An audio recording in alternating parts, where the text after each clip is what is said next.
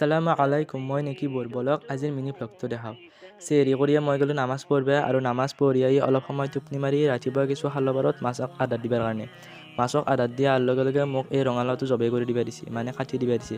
তাৰপিছতে ৰঙালাওটো কাটি দিলোঁ আৰু ৰঙালাও কাটি দি আহি মই এই ৰাজমাহকেইটা ৰুবা আহিলোঁ। ৰাজমাহকেইটা গজা ওলাই গৈছিল, সেইকাৰণে ৰুই দিলোঁ। গজে নে নগজে নাজানো, কিন্তু ৰোৱাটো ৰুই দিছোঁ আৰু। তাৰপিছতে ৰাজমাহ ৰুই মই গা চা ধুই নামাজ পঢ়িব গ'লোঁ আৰু নামাজ পঢ়ি আহি অলপ সময় কোৰাণ পঢ়িলোঁ।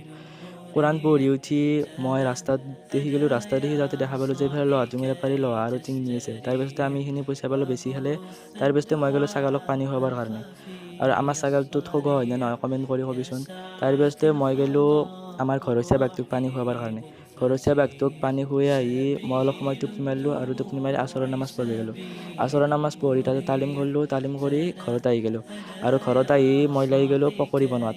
তাৰপিছতে আমি কৰিলোঁ ইফতাৰ আৰু ইফতাৰ কৰি আৰু নামাজ পঢ়িলোঁ। নামাজ পঢ়ি আহি আজিৰ ব্লগটো ইয়াতে শেষ কৰিলোঁ। আজিৰ কাৰণে টাটা বাই বাই।